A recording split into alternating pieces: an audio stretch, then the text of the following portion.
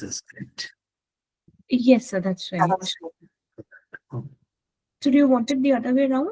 One talk, one. No, no, no. Looks fine. I just thought because only thing is if the questions are there in somebody, if we can really finish it off, maybe then you don't come back. And at the end of the talk, if something is remaining, then we can Then we do address. it. So what we can do is 15-minute talk, try to finish, then take 2, 3 quick questions if there are, go to the next speaker, finish his questions, and then throw the forum for the last 5 or 10 minutes or 15 minutes to both of them, because that is the thing. And now it's already made very clear ki bhai, one is DM hyper, so finally it's hypertension only both ways. But then I thought if we can, take it one at a time, because some people may have questions very quickly and they forget sometimes. You can have an option of a couple of minutes. If somebody asks, well and good, or else you can take that. We'll do it that way then, sir. So we'll just start in about a minute or two. Yeah. We are all perfectly placed. Shilpa's also Hello, there. Shilpa. Hello, Shilpa. How are you? I'm fine, sir. Nice to meet you. Yeah. Virtually, though. Very true. I'm reminded of those days when we had come here and we were Yes. discussing that. That was how much, around 2 years back, 2-3 years Yeah, back. 2-3 years, sir, now. COVID था तभी कि नहीं था? Post-COVID, just Post-COVID after. था ना? Just after COVID, yeah, where all of us were relatively free, I believe. I think we spent the entire day in that oncology Yes. conference room. Yes, sir. Great, chalo. At least you guys are responsible for teaching me more of dietetics and micro elements which I am aware about today. The work you do is way above what we can even think of. So, No. our pleasure. Whatever you guys are also doing is phenomenal, and whatever I see, IFN is too small as what you guys are doing. So I think it should be taken much further, because you guys are doing a very, very good job. Not easy, Baba. And consistently year after year. And I remember the talks which I have given at all these places, thanks to Mansa. I think she decides to get the most difficult one, which is there. I remember that Sahara meeting, lifestyle and longevity. Can you imagine? Well, you realize there also I have to sit for at least a couple of days to make my PPT. But that was a wonderful, topic. In fact, that helped a lot. And there's actually a very good JSCC paper which had just come up before, I think, Mansi had sent the talk. And sir, I think you really justify those topics. But it's No, but I think if your speaker role is given and if you're not able to, then probably you're not supposed to be there. Primarily, that's what is my take on it. But you should do justice. And secondly, we have to understand many of you are dietitians over there who are truly not doing true clinical practice. So I have to even tailor it according to those people also around. Yeah, very true. okay. So I think we'll start our final webinar series today on the occasion of World Heart Day. As we've progressed from lifestyle management to traditional medicine to specifically focusing on salt, and today finally we are talking about pharmacological management as well. I think it's extremely important for us to understand, as we've been mentioning it with each webinar, that there is no single therapy that works in isolation, and it has to be a cumulative effort. It has to be a multidisciplinary team that we are looking at, and one cannot replace the other. So without much ado, I think we'll start with today's session. I'll just start the presentation, and the moderator for today is Dr. Shilpa Verma. She's a PhD in nutraceuticals. She's a National Executive Committee member for IPN India, also the Chief Program Officer and the founder for Diabetes and the Metabolic Core Group of IPN India. She's a committee member with ASPIN and SAPIN as well, and honorary secretary, which is the South Asia and the South Asia Association for Parenteral and Enteral Nutrition. She's an academic council member for numerous universities and a visiting faculty.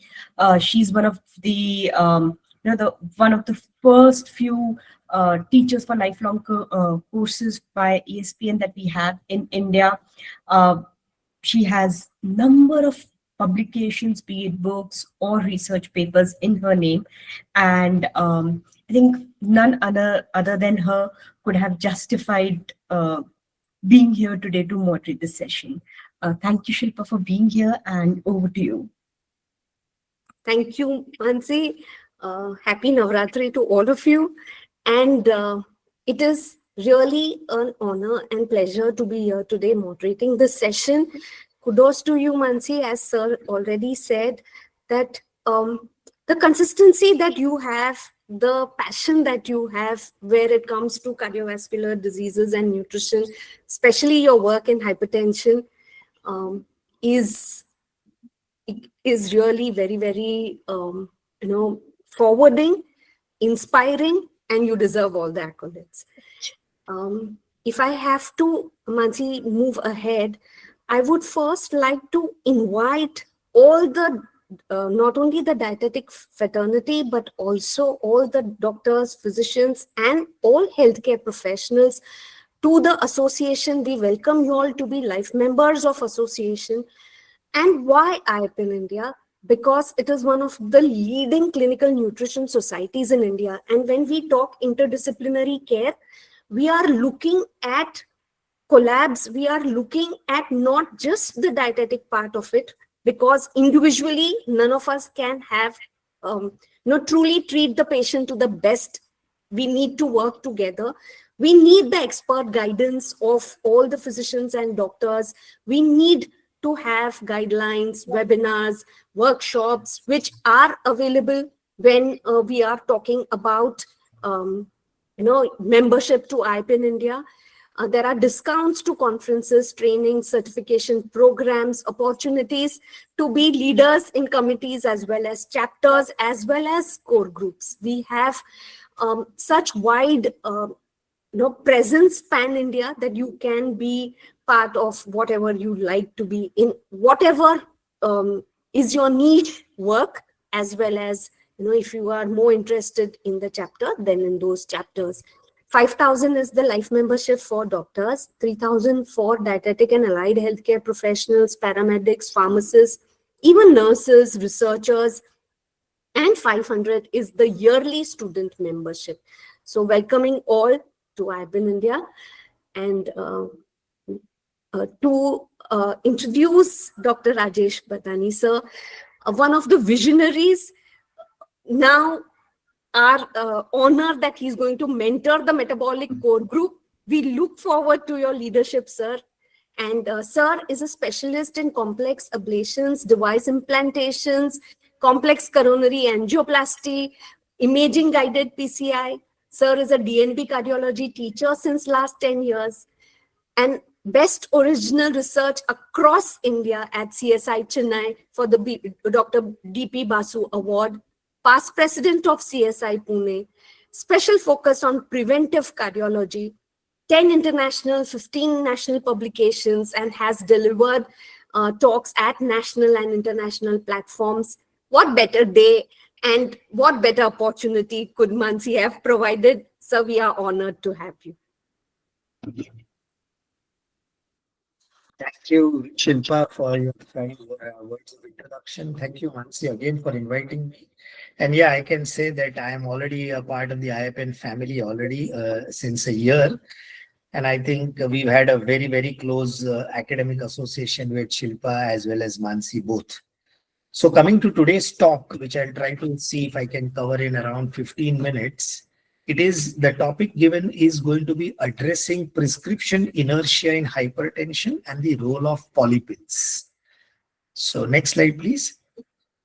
So I think before that, we need to understand hypertension in India. If I have to talk about, it's the most common non-communicable disease. And if we talk of mortality, high blood pressure ranks number 1. Remember, diabetes or fasting, high fasting glucose is number 2. And smoking is number 5. Daily, that is daily active life years when we talk about which are lost in high blood pressure is the highest, then is sugar, and then obviously is the other stuff. So global burden also tells you that disability adjusted life years when we talk about, as well as mortality, both are highest. with hypertension. Next slide, please. State-wise prevalence, if you see, this was probably a 2018 Lancet paper. Average now, if you have to ask me, in rural and urban, it is 33% is the prevalence. 33 per 100 people are hypertensives, and around 28 or 29 per 100 people are hypertensive in the rural areas. That gap is gradually narrowing down. Vis-a-vis obesity, which the gap is very high, diabetes, the gap is very high, but dyslipidemia and hypertension, rural, urban, they're very close to each other and very near. Next slide, please. Again, mortality, as we talked about, very high mortality. Next slide. Now, this is also very interesting. When you talk of hypertension as major risk factors to IHD and strokes and disability-adjusted life years in India, look at this in ischemic heart disease. The high blood pressure ranks second after dietary risk, which is of dyslipidemia, and stroke also exactly. In fact, it is higher than the dietary risk, 57.6. So the association of hypertension and the association of diabetes, when we talk about, both of these are very, very strongly associated with hypertension. Next slide, please. And again, awareness in hypertension in India, you need to understand that rural and urban, only 30% of the people are controlled or diagnosed as hypertension between 95 to 2015. Between 15 to 25, if you talk about the data, the awareness is the rule of 50%. So if 100 people are hypertensive, only 50 are aware that they have hypertension. Out of that, only 25% of the people are given therapy for hypertension. And out of that, half, that is 12.5%, are the ones which are controlled. But actual control in our country is 18 to 20% overall national control. Next slide, please. Again, trend in the prevalence awareness treatment is the same, urban versus rural. Definitely, there is a significant impact of awareness treatment as well as control because of the compliance, because of the adherence, because of the awareness that they need to take treatment lifelong. Those are the main factors. Now, poor control of high BP has been attributed to low educational status, poverty, rural residence, and physiological factors like obesity. Next slide, please. So now let's come to the key discussion when we talk of therapeutic inertia. What do you mean by therapeutic inertia? It is defined as the failure to prescribe a new medication or increase the medication dose when a patient was persistently out of the controlled BP range. This is a very important thing. And when we talk of reasons for therapeutic inertia, we are talking about provider-related factor, that is doctor, who is responsible for 50% of the cases. Patient-related factors are 30%, and healthcare system-related factors, which is an interplay between the doctor, patient, and the association between them, is 20%. So if you talk of patient and doctor itself, combined together makes it 80% of this. And I would rather concentrate on the primary reasons for therapeutic inertia. What is it in a nutshell you would like to cover? Next slide, please. So example is specific factors, that is age. Now let me give you an example. If somebody is above 75 years of age, his BP is 145 or 150, the clinician will be under the impression that if I add therapy, my patient can develop postural hypotension and may get giddiness and a fall. So as something called as act of, not doing things, we probably do not give treatment. And if the treatment is not given, obviously the patient will probably be having the pressure not controlled, and he will have target organ damage and other complications. Second is comorbidity. We have to understand very clearly, a hypertensive patient who is also diabetic, the goal of blood pressure becomes 10 millimeter lower than what it is with plain hypertension alone, which Dr. Agarwal will be talking on. Medication side effect. If somebody is on a thiazide diuretic or somebody is on a beta blocker, I'm worried about hyponatremia or bradycardia in that particular patient. Poor patient-provider communication. If my assistant or as a doctor, I do not convince my patient that this is a lifelong therapy, you need to take it regularly, you need to follow up regularly, that's where the challenge occurs. They take it for a month and then once the BP is normal, they stop it. Last is unavailability of medications. Sometimes I've given some really a different brand which is not available. So patient doesn't even take the generic brand, patient just does not take the thing. Next is number of medicines. If I keep on adding the number of medicines which are there, then again it is going to be a challenge in terms of adherence. Low health literacy, absence of clinical practice guidelines. Now many doctors, Yeah, I'm talking about everybody put together, general practitioners, physicians, and cardiologists together. So when I talk about absence of clinical guidelines, most of the people don't know that plain hypertension, the BP control is different. Somebody who has stroke and hypertension, BP is different. Diabetes hypertension is different. PTC hypertension, it's different. And then when we talk about absence of symptoms, some of the patients just don't agree. Doctor sahab, mujhe koi symptoms hi nahi. Why are you giving me BP medication? So they'll take it in front of you. They'll go home, buy a few days, and then stop it. High patient volumes. If I don't have so much of volume in my clinic, I may not be able to convince or talk to the patient and their family very well. And time constraints predominantly. Next slide, please. So reasons are include time constraints, patients requiring time to discuss, risk factors being managed by another physician, patient factors such as non-compliance. So for blood pressure management, the only problem is we do not have anything like home blood pressure monitoring. My patient, let's say, comes to me today on 30th in the afternoon at 3 p.m. He is waiting with a long queue outside, and because of that, he's not gone to the washroom. He's feeling uncomfortable. His heart rate is on the higher side. So he comes to me with a BP of 150 by 100 with a pulse rate of 100. I will feel his BP is out of control and I will add the therapy. But realistically, is this the right method of doing it? No. So one blood pressure reading taken once in 30 days is not appropriate. So this is what is important, that you will have to probably motivate or promote doing home blood pressure monitoring there. And pseudo white coat hypertension. Pseudo white coat means patient is a hypertensive, is on drug therapy, but when he comes to my hospital and my clinic, he gets a white coat effect and his blood pressure goes higher than what is recommended. And that is what, for future visits, it will be very easy because I will then not rely on my office blood pressure and I'll try to do something else. So regardless of reasoning, non-intensification can be profound effect on patient health. But if a patient comes to me, I see the BP 150, 100, I add the therapy and send him. The patient outside will feel, Doctor Saab ne to kuch bola hi nahi. He's not told me why he has intensified my therapy. I was very anxious. I had something wanting to discuss with him, but probably I could not get time. So these are very, very important factors when we discuss therapeutic inertia. Next slide, please. At a clinician level, there are two very important things: interventions that educate physicians. So what am I supposed to do at clinician level? I have to make regular meetings. I have to understand that whether my doctor understands the guidelines of hypertension very well. Home BP, the guideline is 135/85. Clinic BP is 140/90. 24-hour is 130/80. A lot of things are varying. So just on a plain single value, we do not take impulsive decisions probably that this patient needs therapy. Secondly, Faria et al. Described a number of possible strategies like cognitive interventions, large educational programs, academic detailing, one-on-one or small group teaching sessions. Various models of physician education and of physician feedbacks were also employed.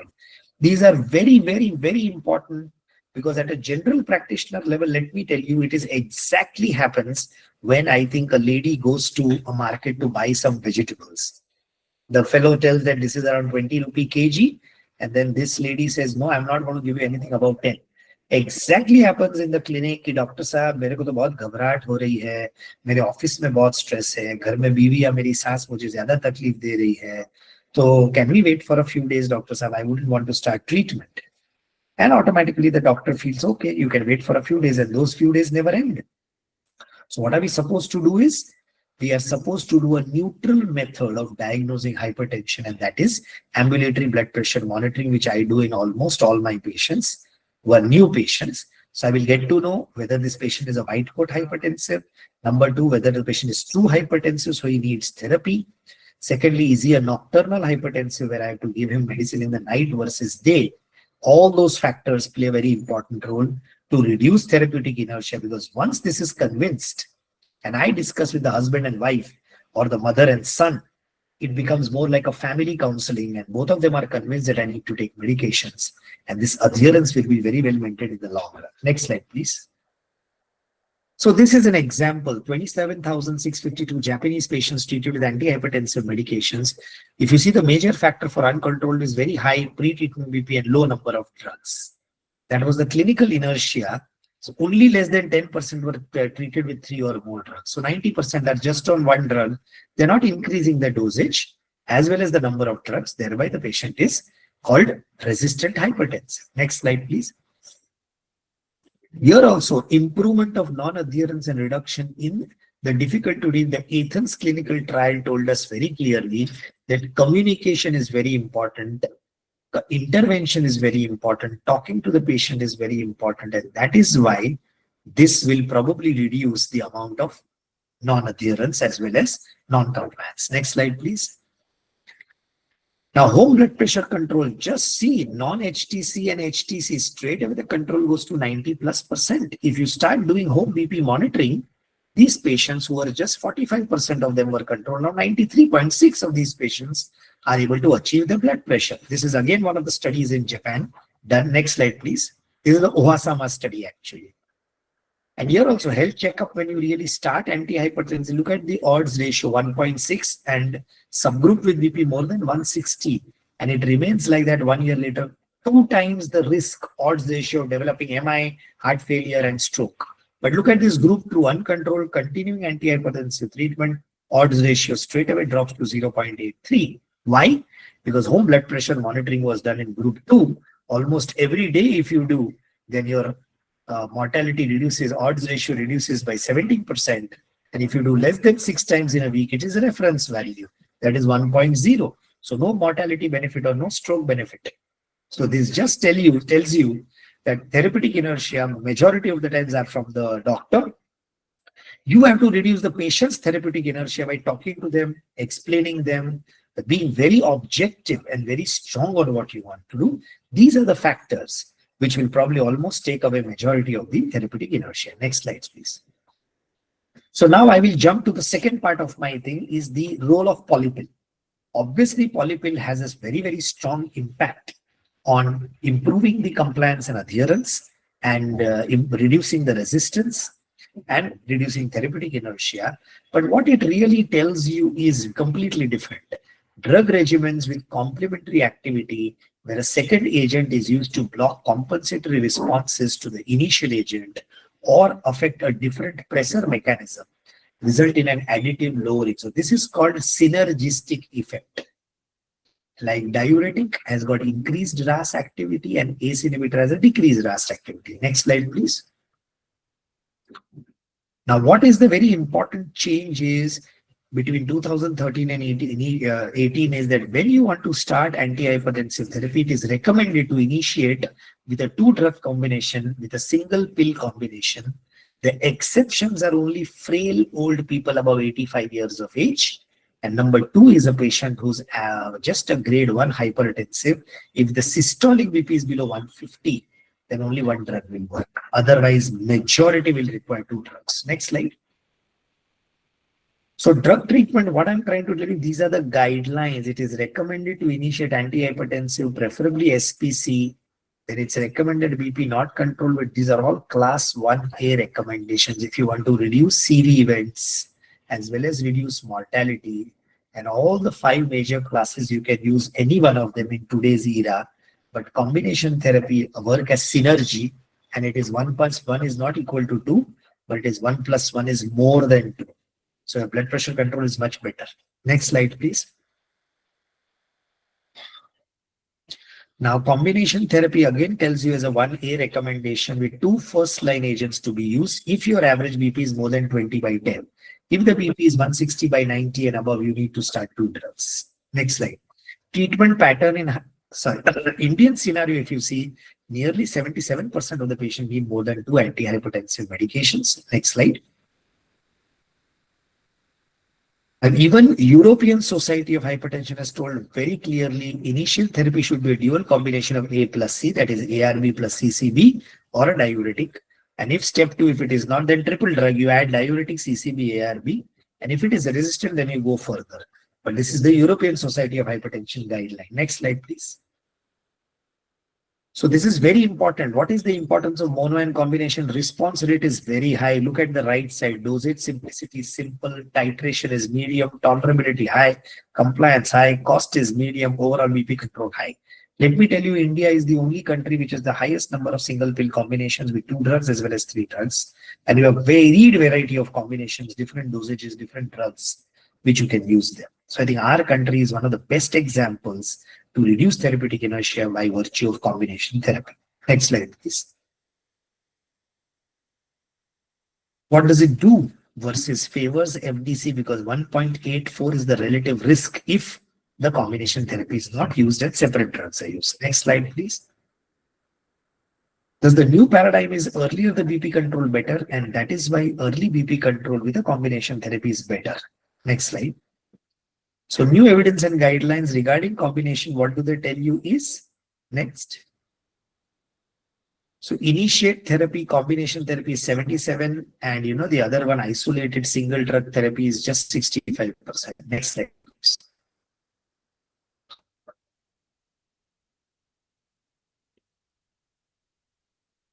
Cardiovascular mortality is decreased by 11%, and cerebrovascular mortality is also decreased by 10%, and cerebrovascular by 10%. So this is the major impact of combination therapy in the first 6 months.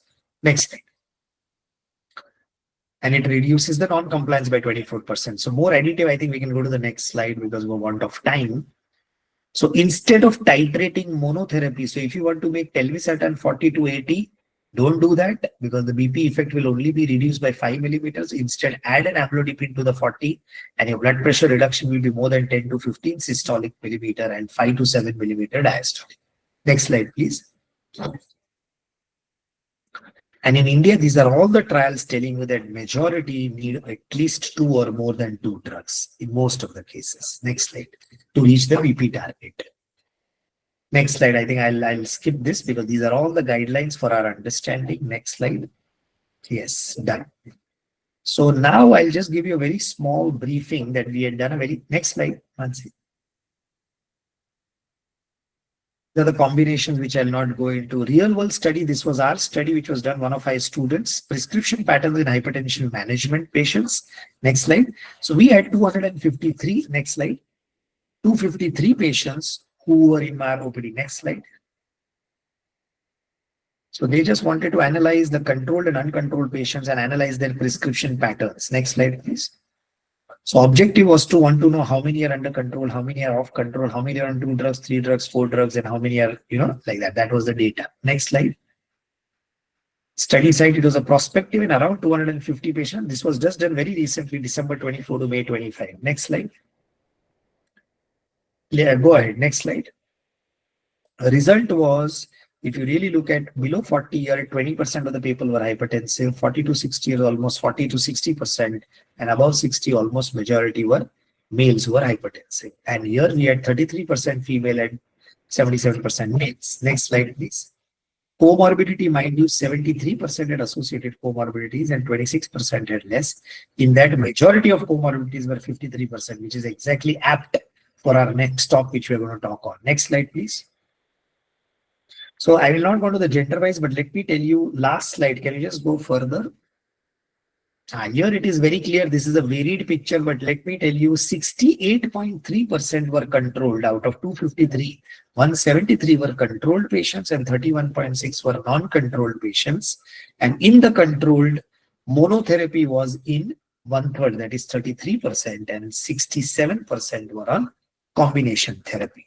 Telling you that even in a tertiary care institute like mine, still with all these efforts, still only 70% of my patients are controlled hypertensives, whereas the realistic picture is just very, very less. You can go to till the end of the slide, last slide. Hansi, we'll skip this. Yeah, take home message would be next slide. The therapeutic inertia is the key factor for uncontrolled BP. Clinicians need to be educated about the guidelines and need to be motivated. Out of office blood pressure measurement should be motivated, and role of fixed drug combination is key for BP control and adherence and reducing the non-compliance. Thank you very much for your patience. If you have any questions, initially we can take it or we'll do it at the end.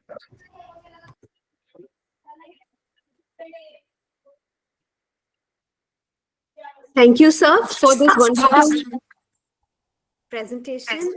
And I invite all participants to be, take this opportunity ahead. Let's have an interactive session. We can have 5 minutes for questions. And you can also share your questions in the chat box.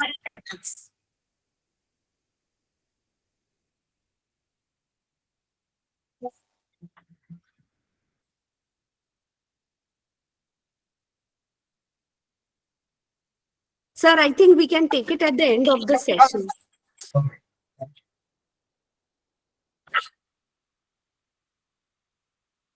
Yeah, I have a question, sir. Yeah. Do nutraceuticals have any role in reducing the blood pressure?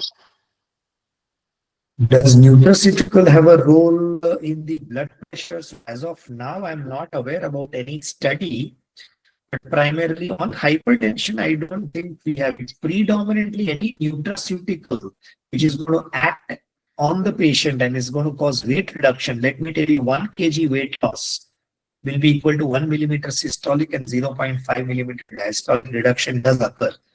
But then there is no direct correlation between nutraceutical and weight reduction. Correct.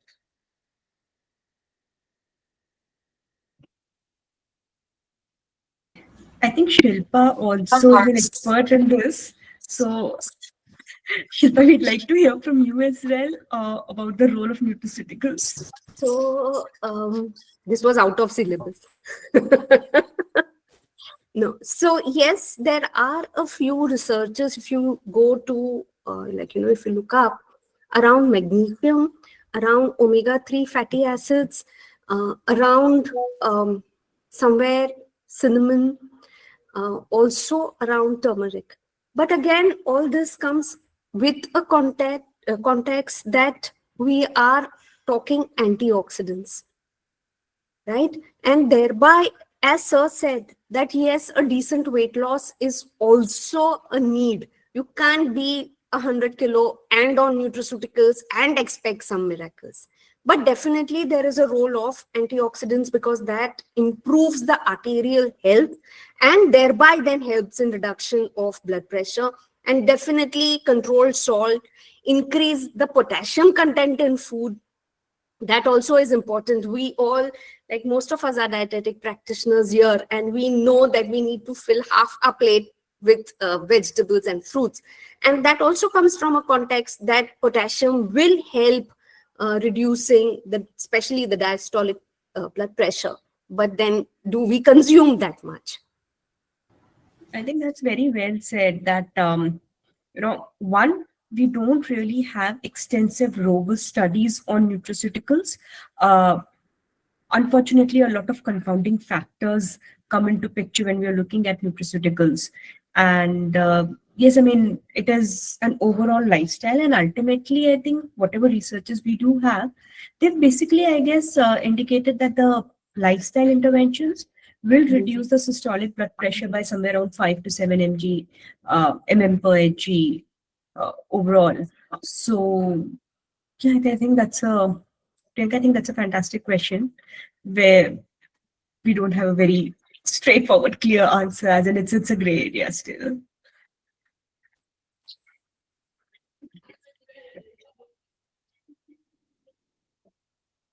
Any other questions? I think one of the questions that the patients do come up with is the cost of medication. So the polypills generally land up being more expensive. So how do we justify that, and how's the counseling supposed to be with that perspective?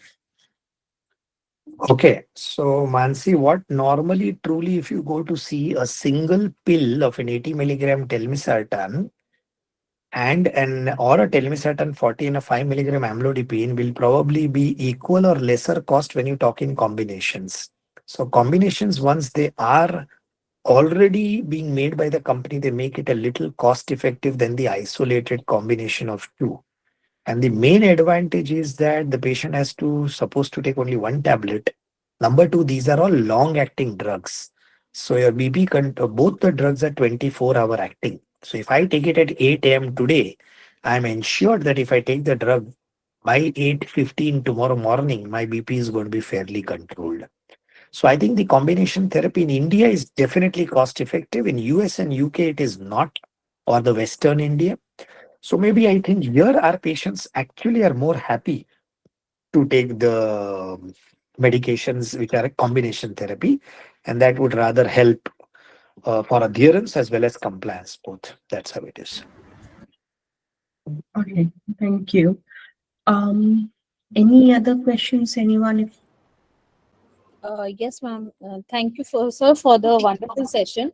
I need to ask that there is a dosage requirement also. Like if a patient is taking the 20 mg from a very long time, do we need to change that? So basically, what we normally do is whenever a patient is taking medicines for more than 2 years, 3 years, 4 years, we just tell them that please monitor your BP once at least and show us the average blood pressure record. Because as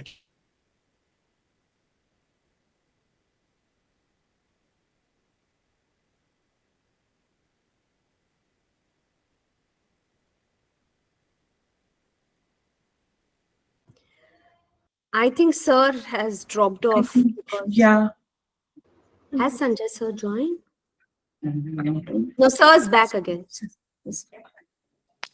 Sorry. So basically, in that situation, you need to monitor the blood pressure and check whether the things are fine.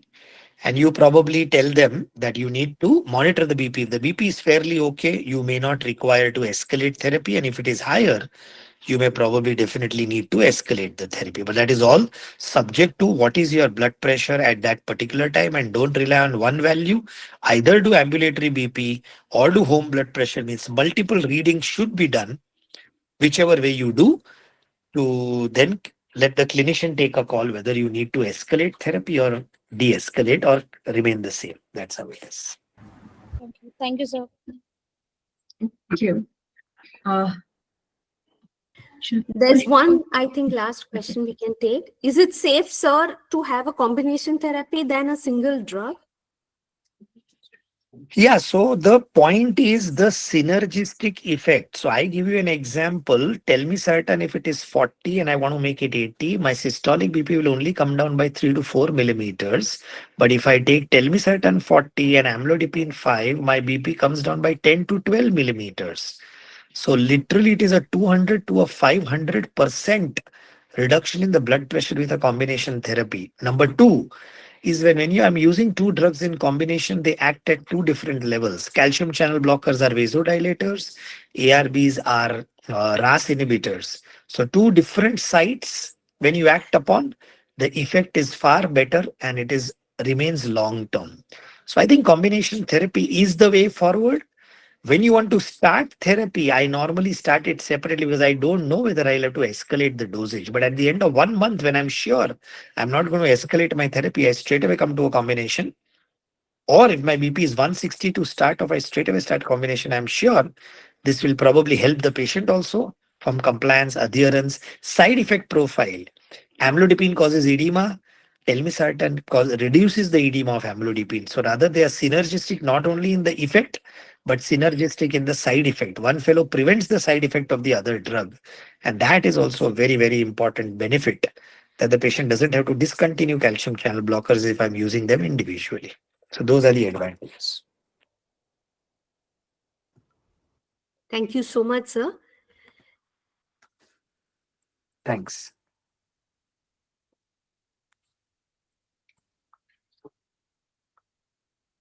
Sanjay Sir has joined in, Manse.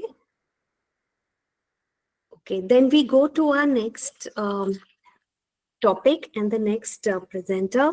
It is my great privilege to welcome Dr. Sanjay Agarwal, Sir. Sir has been and is the most brilliant Secretary General of National RSSDI. Sir has driven RSSDI to the fame that it is at this point in time. Sir is the Director, Department of Diabetes, Obesity and Metabolic Diseases, Ruby Hall Clinic. Sir is a member of the steering committee of IDF, International Diabetes Federation, head of Department for Diabetes and Obesity at Sayadri Hospitals, Pune. Sir is member governance committee, International Diabetes Federation. He has been on the writing committee of various RSSDI guidelines, member of the editorial board, BMJ Open, Diabetes Research and Care Journal, associate editor, International Journal of Diabetes in Developing Countries. Sir is editor of Insulin Monograph, a reference book by RSSDI, has authored with late Dr. Arturo Rolla, titled Clinical Atlas of Diabetes Mellitus, who was a professor of endocrinology, Harvard Medical School, has been a principal investigator for landmark global clinical trials, has published 25 research papers in peer-reviewed journals, and I think you name it, and in the space of diabetes, obesity, and metabolic disorders, sir's opinion, I think, counts the highest. And we are very honored to have you, sir. Thank you, Shilpa, for your kind words. I think I don't deserve all the great things that you said, but Absolutely no, you all deserve. humbleness, You've thank been you. most humble, one of the most humble people that we have known, sir. So in all humbleness, I'll say thank you very much. You and Mansi have been, role models for a lot of people that I know, and you have steered IAPN in such a beautiful manner. I think it's become now the largest body for people to go for nutrition, and I think I know a lot of doctors who want to be part of this august body. Wow. I'm very happy to use not only nutrition but even doctors who want to be really part of this wonderful body. So thank you very much for inviting me today to speak here today. I'll try and get my screen. So you'll have to share the entire screen. Yeah. That's what I'm doing. I don't know whether you can see my screen. Is my screen visible? Yes, sir. Oh, okay, fine. Thank you. So I'll get down straight to the meat of the talk. And, these wonderful ladies have given me the privilege to speak something that I really like about. And we wrote a guideline on this, that how do you really overcome the challenges of dual burden of diabetes and hypertension? And in the next 15 to 20 minutes, I'm going to walk you through some great, what we recommended in the guidelines, and something that I think we should incorporate in our clinical practice. Very, very important, because when you have diabetes, that the cardiovascular risk increases. But when you have hypertension along with diabetes, your risk kind of increases multifold. Now, if you have to see the prevalence data, hypertension is a major public health issue, and it accounts for about close to 11% of all mortalities and 4.6% of disability adjusted life years. When you have hypertension and diabetes, almost 50% of the cases in hypertension do have a coexisting type 2 diabetes, right? And when you have patients with diabetes, right, your prevalence for hypertension goes up almost 2 times. The risk is markedly elevated in elderly population. And in India, you find that invariably, when you have diabetes, after a point of time, blood pressure just creeps in. And we have to know that diabetes is primarily a vascular disease. And they all have a common soil when we talk about it. And that's something I'm going to address in the next couple of slides, that they have a common lineage. So if you've got one, the other is just around the corner.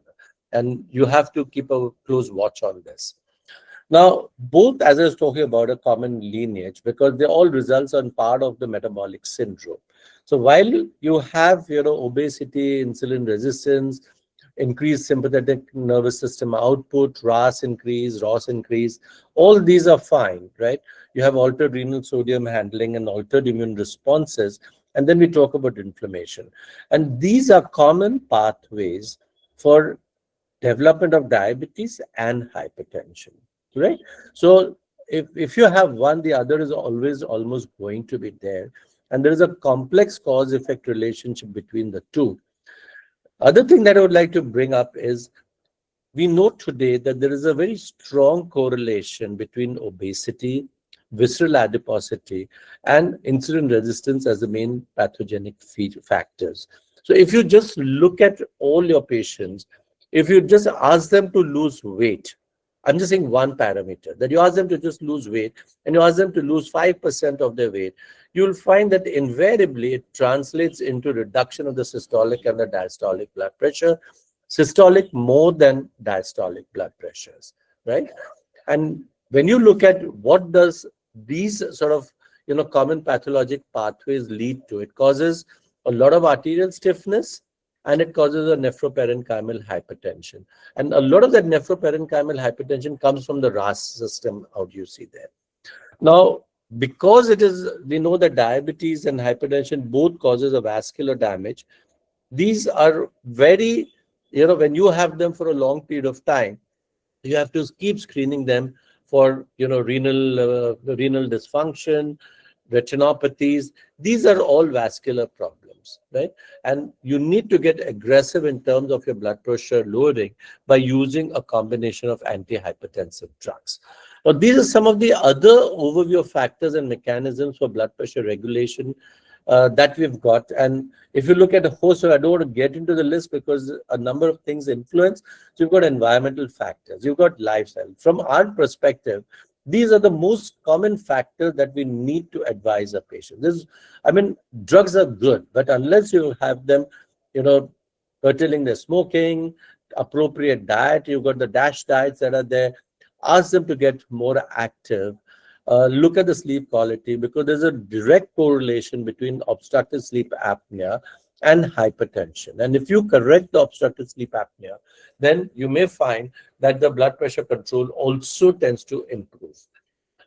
Stress, anxiety, which is very common today, and the kind of diet patterns that we tend to have.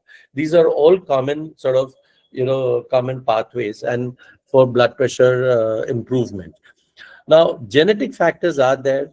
We know that RAS systems are very important, and this probably is because of a lot of sodium and volume retention that they causes increase in the blood pressure.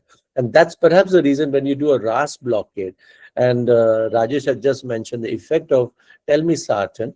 And clearly, when you use one of these ARB blockers, we don't do too much of complete RAS blockade. But when you use a ARB blockade, or you use an ACE inhibitors, you do find a significant amount of improvement in the blood pressure profiles. But the RAS system causes a lot of increased sodium retention and volume retention, and as a result of which the intravascular expansion. Then, of course, you've got the autonomic regulation. This is very important from the sympathetic nervous system activity, and this modulates the cardiac output and the peripheral resistance. Vascular function, very important again.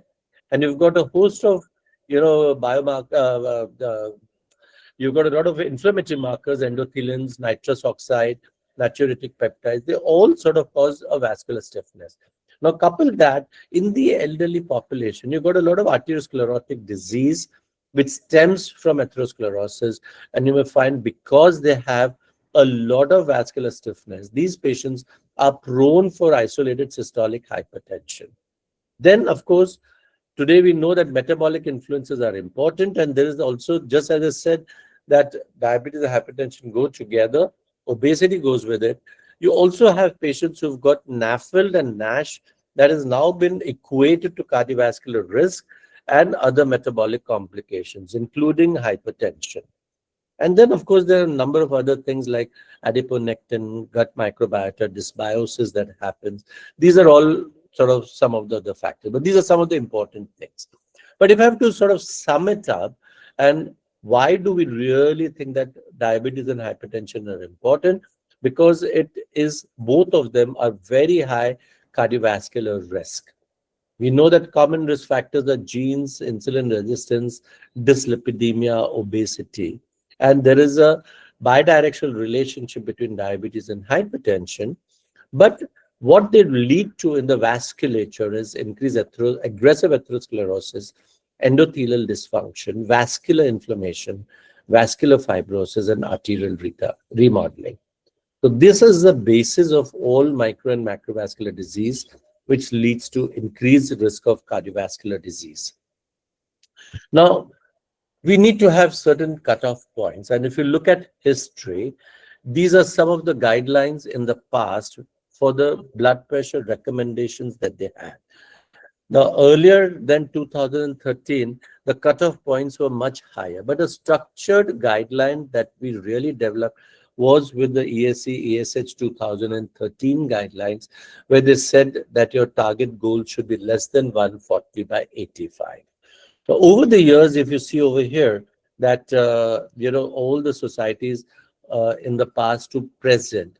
Now, if you look at the ADA 2024 guidelines, and then you've got other sort of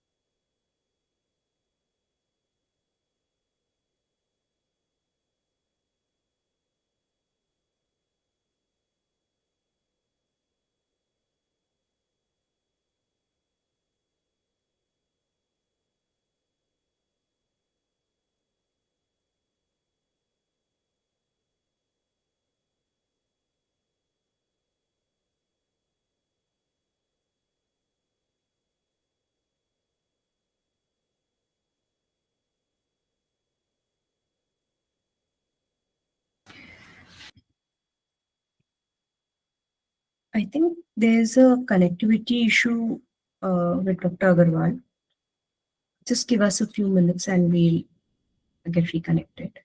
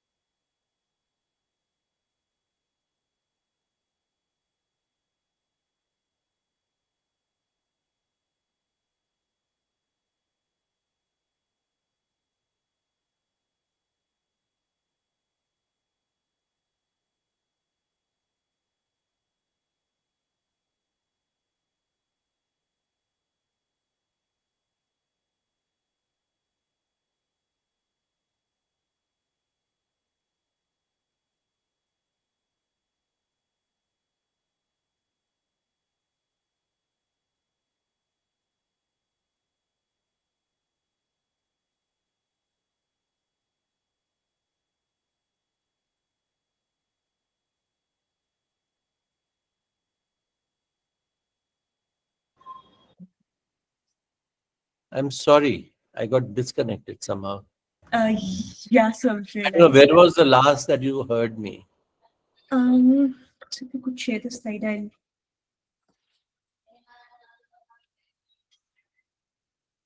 think it was just about 30 seconds back that we lost you.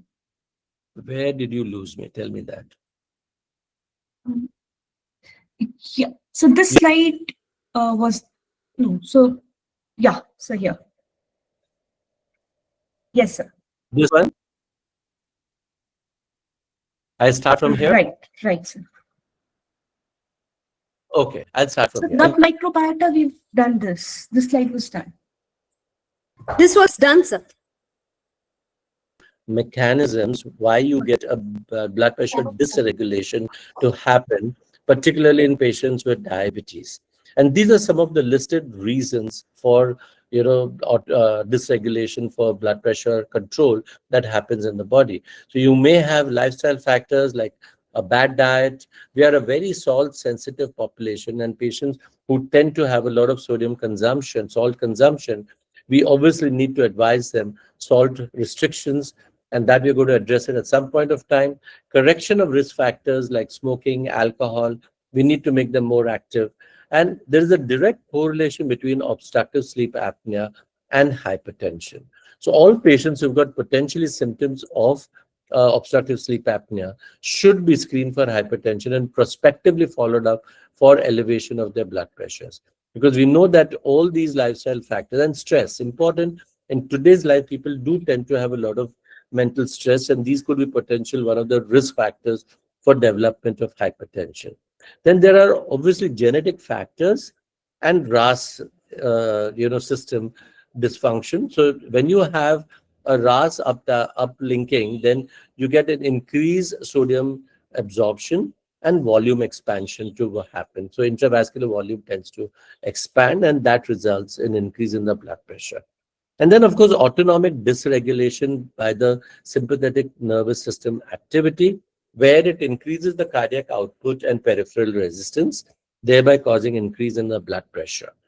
Now, we have got vascular dysfunction again, and vascular stiffness is an important factor for development of hypertension, particularly systolic hypertension.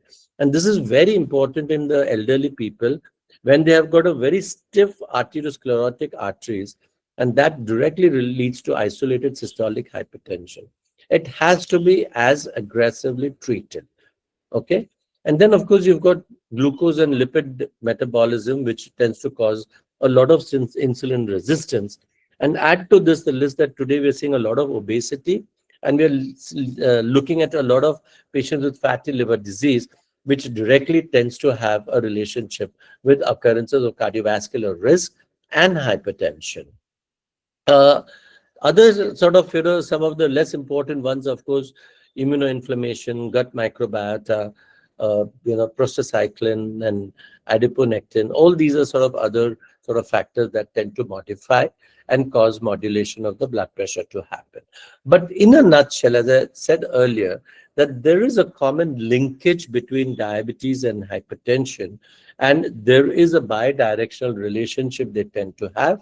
So while there are common risk factors like gene, insulin resistance, dyslipidemia, and obesity, but what these ultimately lead to in the vasculature is aggressive atherosclerosis, endothelial dysfunction, vascular inflammation, vascular fibrosis, and arterial remodeling.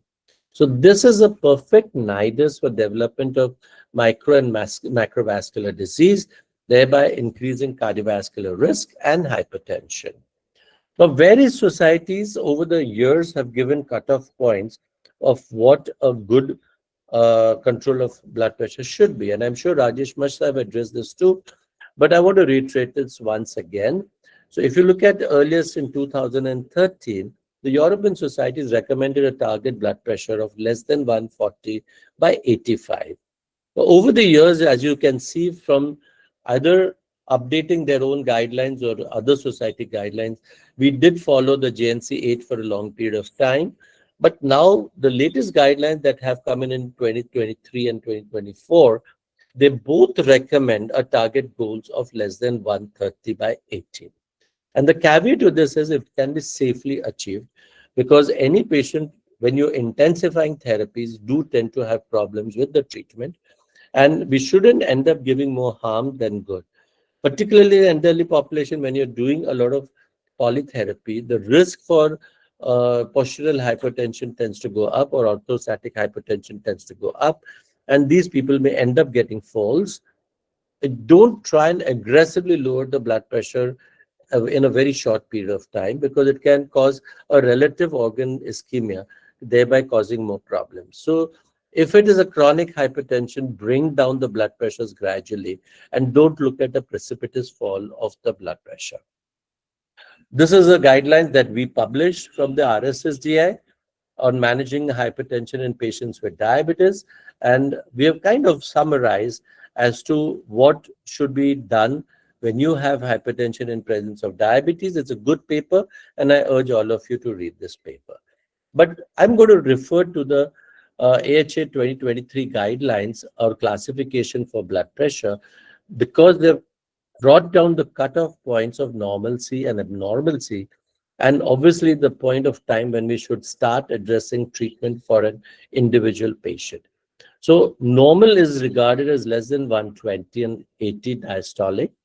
Elevated is anybody between 120 and 129 systolic, and less than 80 diastolic. And I said that the stage of elevated or pre-hypertension that we call them is very akin to the pre-diabetes that we've got as an equivalent in patients with diabetes. It is the point of time where aggressive lifestyle modification should be done to impact the systolic blood pressures. We don't need to treat these patients with pharmacotherapy, but we need to, it's a signal that these patients are going to go up and become overt hypertensive. So we need to adopt some preventive measures to postpone or prevent development of hypertension at a later point of time. Stage 1 is, of course, between 130 to 139 and diastolic between 80 to 89. Stage 2 is 140 or higher systolic and 90 or higher diastolic. And hypertensive crisis is more than 180 systolic and more than 120 diastolic. And this should be coupled with presence of retinopathy to call it a hypertensive urgency or hypertensive crisis. Now, remember that when we talk about lowering the blood pressure, how does it translate into benefit?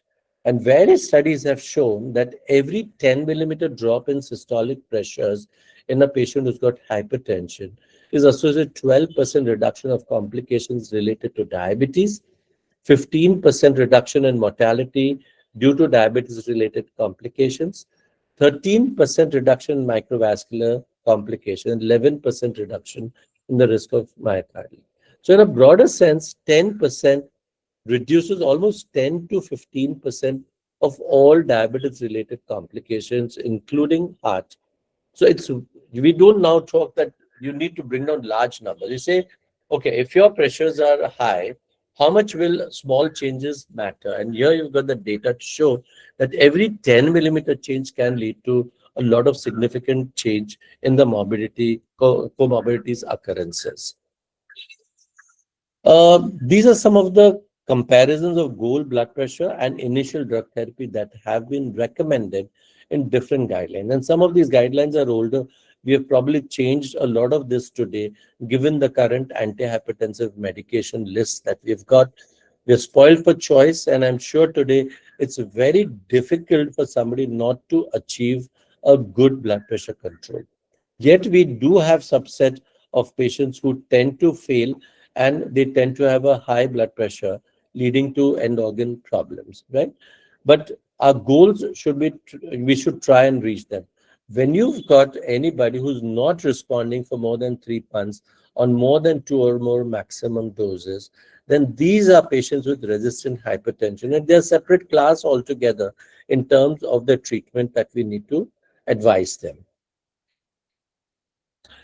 These are just few points that we should really be very, and I'm sure Rajesh also must have spoken about this, that the standard office blood pressure measurement protocol is use a validated device with the correct cuff size, measure blood pressure on a bare arm in a sitting position after 5 minutes of rest, and take 3 measurements and use the average of the last 2. Okay, that's for the office blood pressure measurement protocol.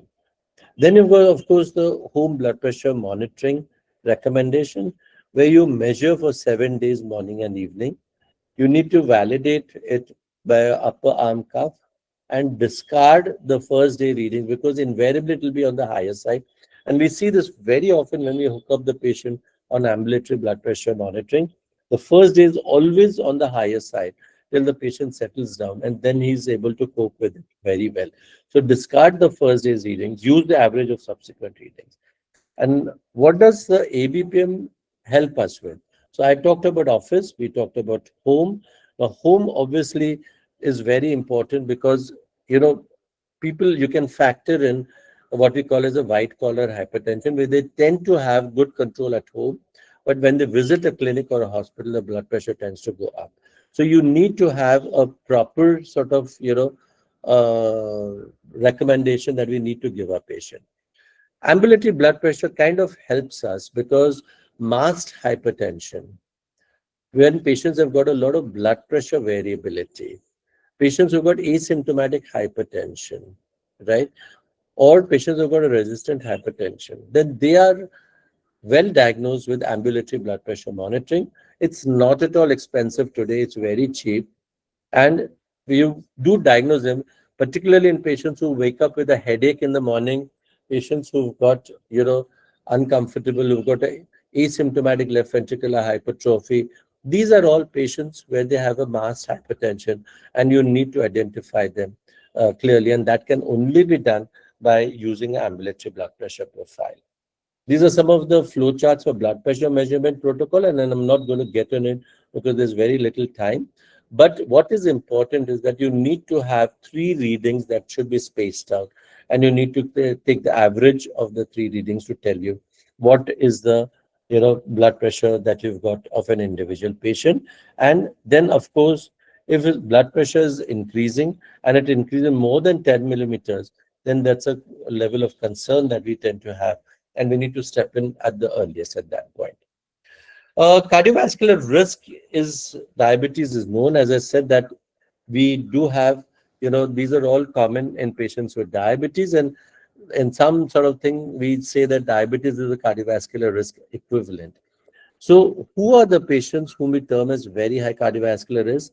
Where patients with diabetes have a clinically established ASCVD, or the 10-year cardiovascular risk is more than or equal to 20% using any of the ASCVD risk scores. High CV risk is patients with diabetes who are not fulfilling the very high risk criteria, and the 10-year CVD risk is between 10 to 20% using score 2 diabetes. That's just another risk calculator, but they've got a number of risk calculators. Moderate is, of course, when patients with diabetes not fulfilling the risk criteria, but the 10-year CVD risk is 5 to 10%, and they are sort of, again, this is the score, ASCVD score that you need to see. And low risk is, of course, patients with diabetes not fulfilling the very high risk criteria, and their 10-year CVD risk is less than 5%. So you need to categorize all your patients with diabetes and hypertension and look and do the risk profiling for cardiovascular risk, because then we need to go more aggressive in terms of their blood pressure lowering. Now, how do we really look at assessment of cardiovascular risk? So by hypertension staging, and you need to see that what is their this is when we talk about high normal, grade 1, grade 2, grade 3, but you need to lower these values now. So 130 to 139 is, high risk or high normal risk, and diastolic between 85 to 89. And similarly, you have looked at the different blood pressure subcategories. You also need to see whether the patient has got an organ damage or no organ damage, based on which you can categorize the patients into low risk, moderate risk, high risk, or very high risk. Am I still connected? I've not disconnected. Okay, so I'm still connected.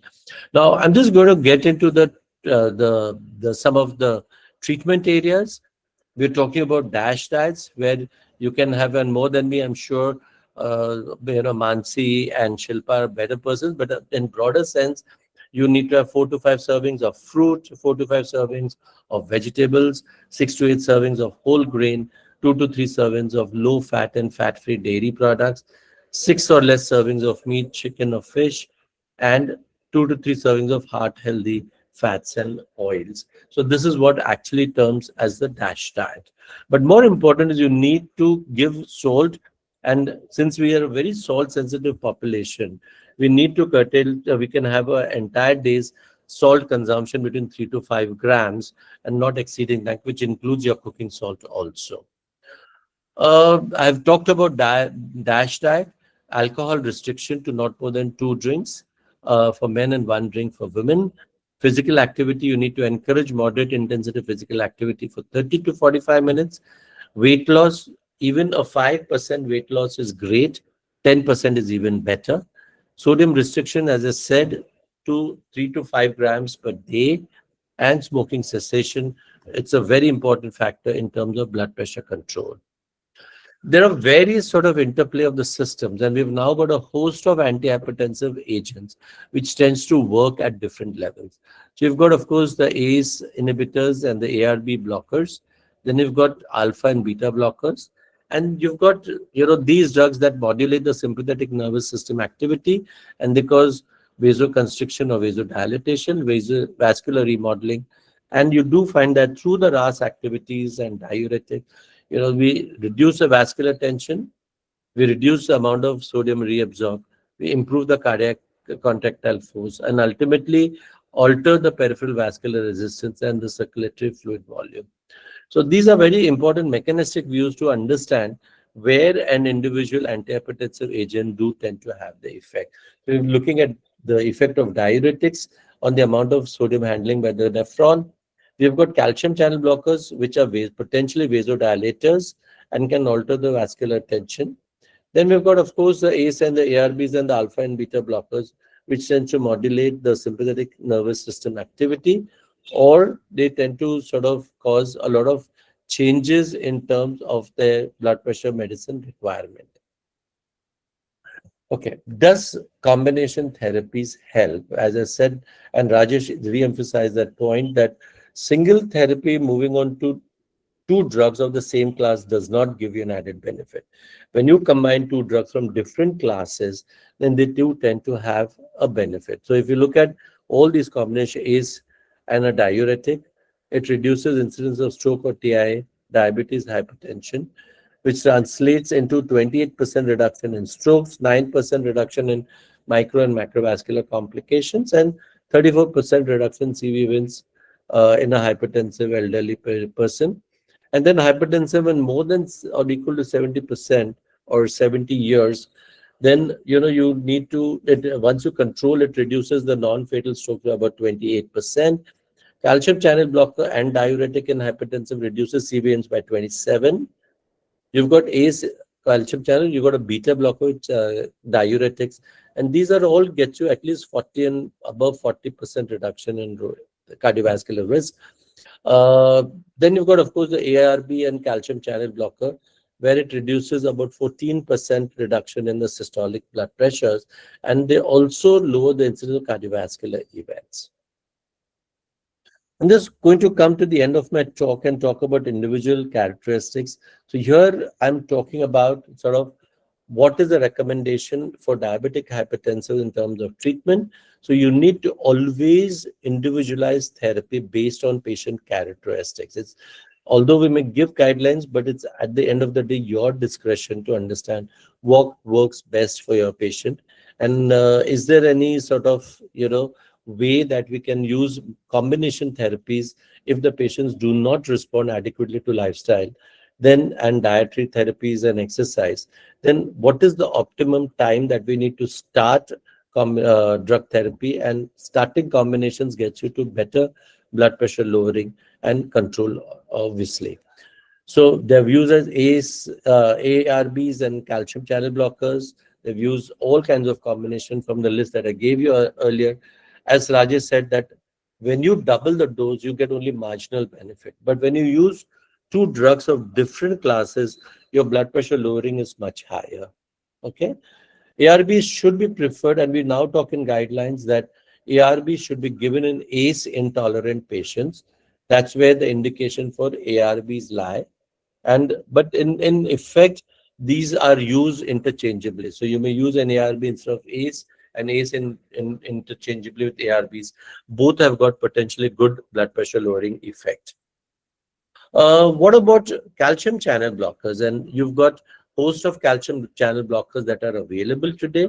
Combine them with beta blockers and thiazides or diuretics, and you find that you get a good significant blood pressure lowering. They are, of course, to be avoided when they can lead to potential cardiovascular events and hyperglycemia, because we know that diuretics can lead to hyperglycemia, and sometimes the intravascular compartment gets contracted with the calcium channel blockers and use of diuretics, in which case your blood pressures may just drop down. So be very careful. Monitoring electrolytes, sodium, creatinine, as well as your kidney function are important choices to make, and we need to see that these are periodically monitored. A little word about ARBs, because these are some of the most common drug that we use in our patient, and it helps to reduce the risk of cardiovascular events, cerebrovascular events, and renal complications. I'm going to walk through this slide a little more in detail because it's #1 selling today in the country, telmisartan. So ARBs and ACE are widely used antihypertensives because of similar effects on cardiovascular outcomes. ARBs help in reducing the cardiovascular and cerebrovascular risk and renal complications. Once we control and use ARBs, you minimize the morbidity and mortality for patients who have got both diabetes and hypertension. ARBs are safe, intolerant, and they're tolerant and more efficacious than ACE. So ACE, the limitation of ACE is a dry cough that patients tend to develop, and that may sort of make you discontinue the drug. In effect, ARBs also has a minor effect, but not as much as ACE inhibitors. So very often today we use ARBs as a first line management, and then uptitrate depending on what the potential reduction in the blood pressure control has been. Therapy with ARB and ACE is not recommended as a combination, what we call as a complete RAS blockade, because it can precipitously cause a blood pressure lowering, and consequently, that may lead to problem. Beta blockers are good to give, and they are given in post-infarct situation, heart failure, coronary artery disease, stable angina, and there is clear data to show that patients who tend to have a resting tachycardia, right, then these patients, when you control the heart rate, do tend to have a better reduction of the blood pressures.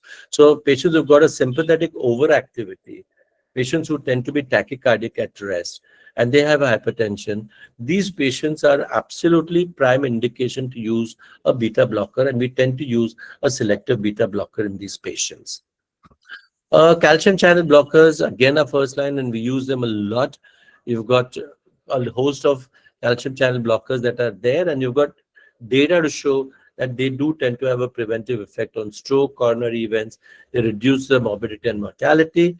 And because of the pleiotropic effects, they tend to have actions beyond blood pressure control.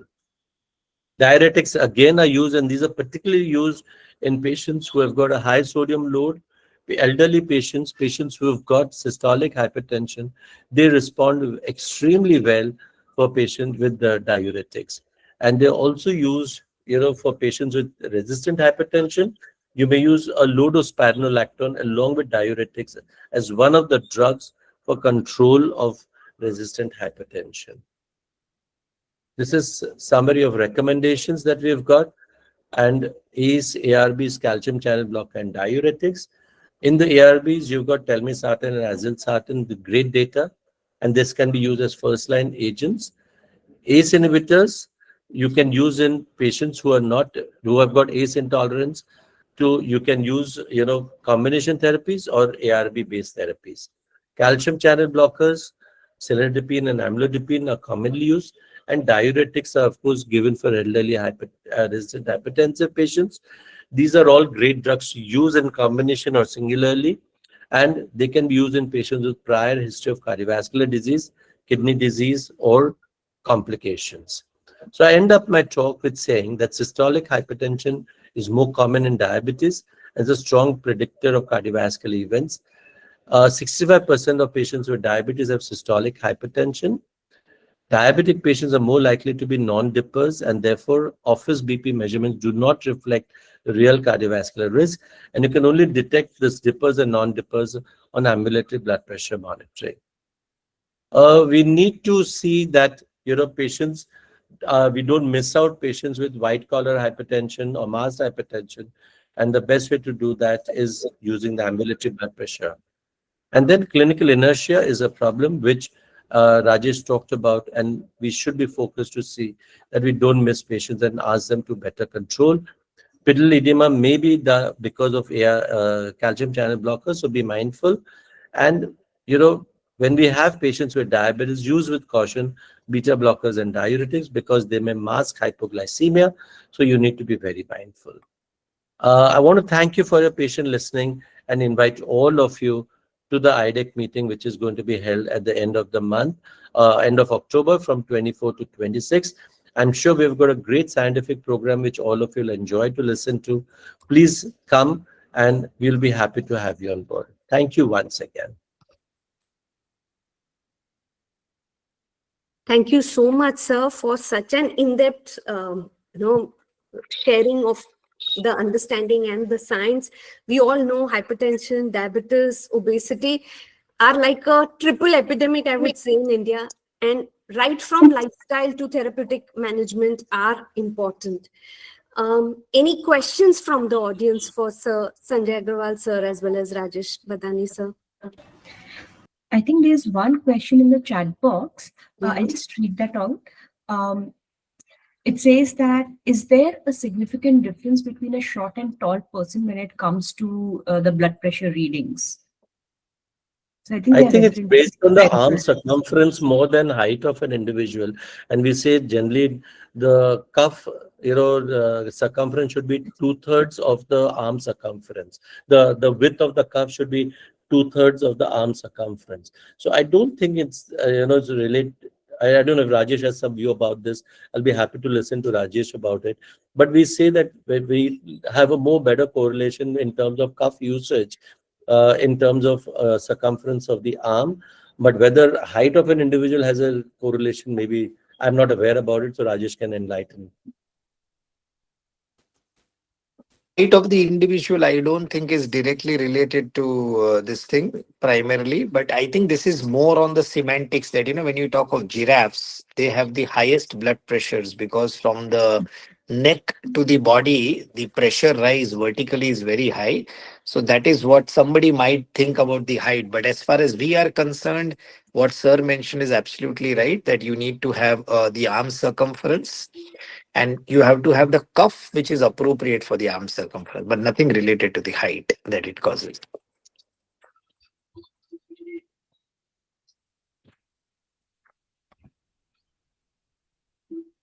I think Sanjay sir, there's a lot of questions coming up for the IDEC conference as well. So if you could share the details, I'll share it ahead with everyone in the group. Surely, I'll send it across to you today itself.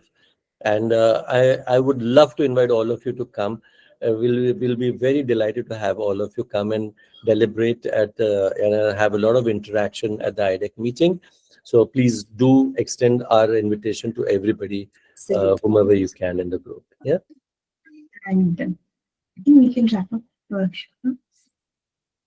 So thank you at the outset, Mansi, for consistently delivering and working towards, having the best of the faculties teach the participants. Thank you, participants, for your patient listening and interactions. Thank you, Dr. Rajesh Badani, sir. Thank you, Sanjay Agarwal, sir, for taking time out and being with us and always being there to teach us.